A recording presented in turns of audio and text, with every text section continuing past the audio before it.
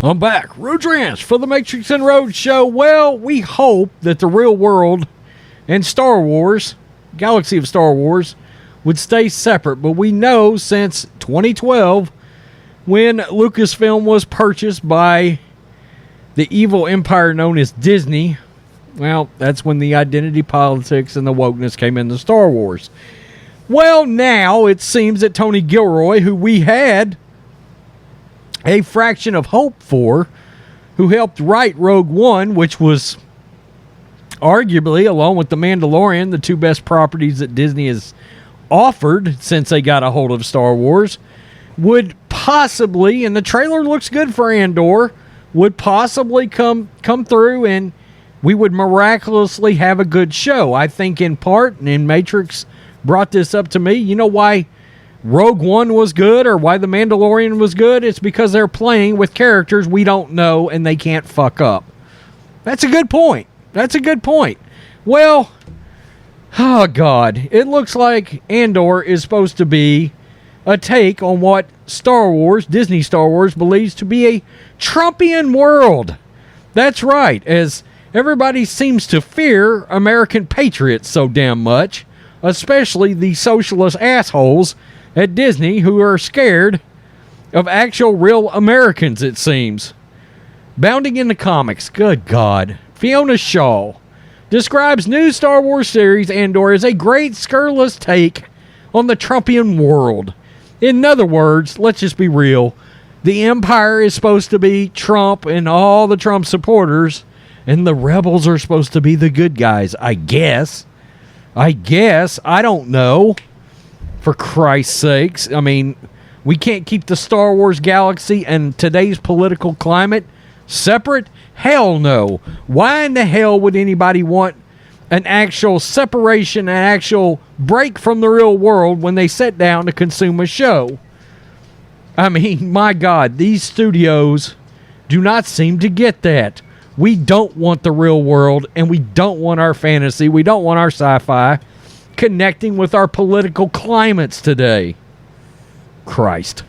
I mean, really? Andor actress Fiona Shaw made it abundantly clear that the upcoming Star Wars series will be a political commentary on Donald Trump rather than a Star Wars adventure. I mean, son of a bitch.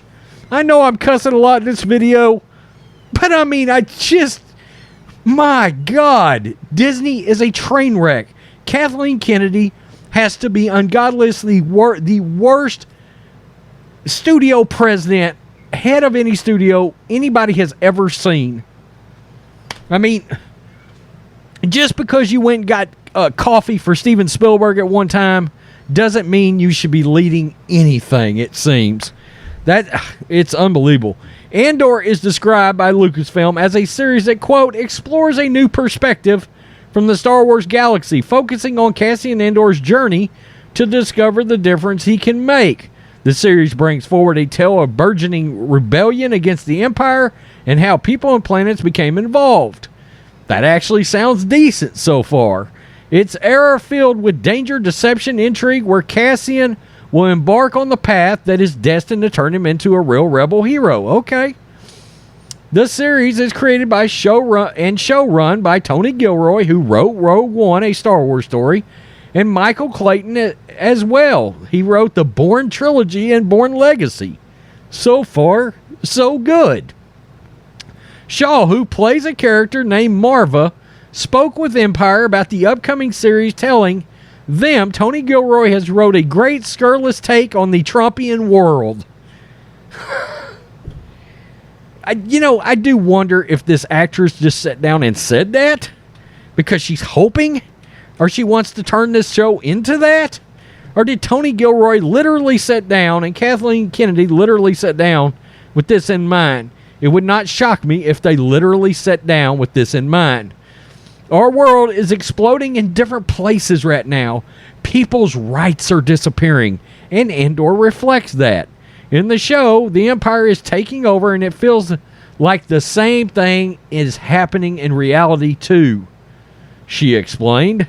Shaw later praised Gilroy for implementing real-world politics in the Star Wars. I'm impressed by Tony's social realist intentions. Look, Star Wars has always had politics in it, but we know damn good and well there's a difference between the politics we see in the real world and Star Wars Galaxy prequel politics. Stop this bullshit. Oh my God. She then revealed that Gilroy has created a, quote, whole new morality and put it into the show. She said, he's created a whole new morality and a very deep and humane. There's grief, mourning, hope, fear. It's not just primary colors here. As for Gilroy, he's previously indicated the show would be contradicting previously established Star Wars canon. Good God. This is crazy. He told Vanity Fair back in May, there are certain events that happen in these 5 years that are important and need to be paid attention to. There are certain people, characters that are legacy characters that the audience, the passionate audience, really feels like they have an understanding of and know. It should stay that way, Tony Gilroy, but let me guess, it's not going to. In some cases, they're right. In some cases, what we're saying is what you know, what you've been told, what's on Wikipedia, what you've been telling each other is all really wrong, he then relayed. So you're going to take a legacy character and shit on it again in true Disney fashion. Is this the goal?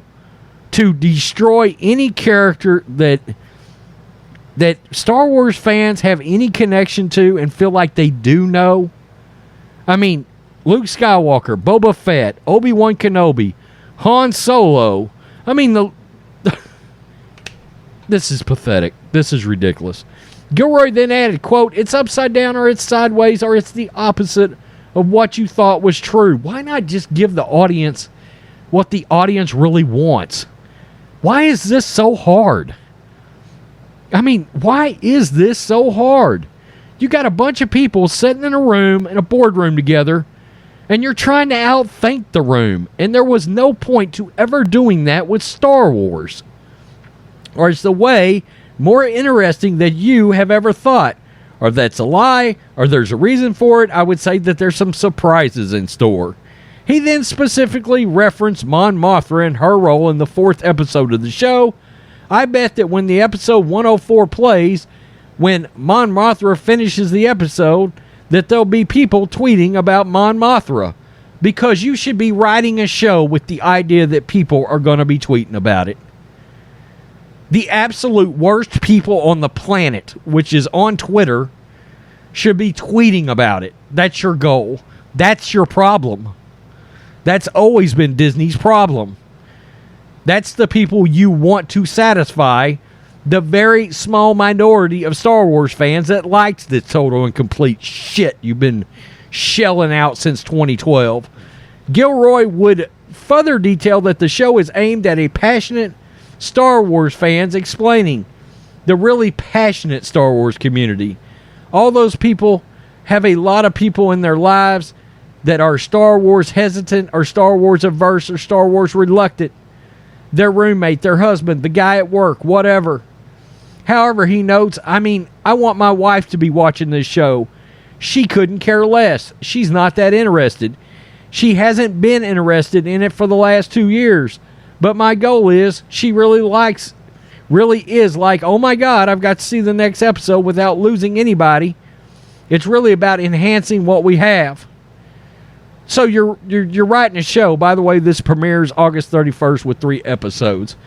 So in other words, you're writing a show with the feeling that you want to bring in people that just naturally don't like Star Wars. I mean, this is just stupid.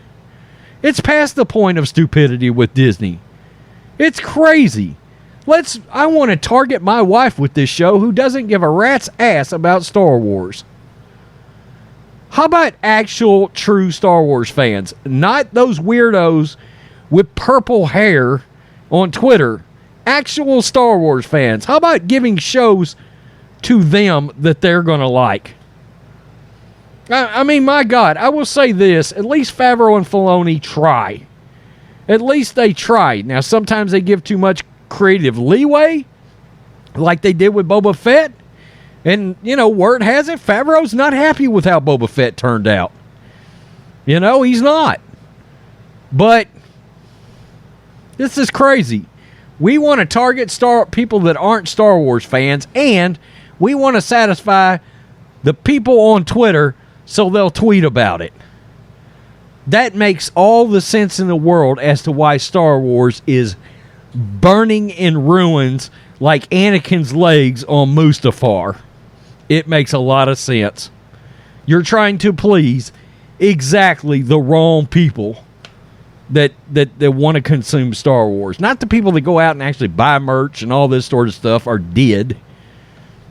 help build this franchise up till 2012. Let's not target the real Star Wars fans. Let's not do that. Let's make this about Trump and the fact that it sounds like the Empire is going to represent Trump and Trump supporters. Because everybody that sits down and watches Star Wars wants to think about real world politics, even if it's somebody that they support. And look, I support Trump. I don't want to consume Star Wars that feels like the real world and or any political side. Crying out loud. Absolutely insane. Disney has ruined what was the greatest IP in record time. And look, it's been ruined for, long before this came along. But once again, now the next show already looks like dog shit. It's crazy. It's crazy. Tell me what you think, Matrixx and Rhodes show fans. Yeah, I kind of cussed a lot in this video, but it's just ridiculous. I mean, these people that are writing these shows, the people that are developing these shows, the people that they have hired to be involved with Star Wars, you hired and got all the wrong people. They don't care about Star Wars. They care about social and political ideologies. That's all. They're consumed with it. And Twitter. Peace. I'm out. Till next time.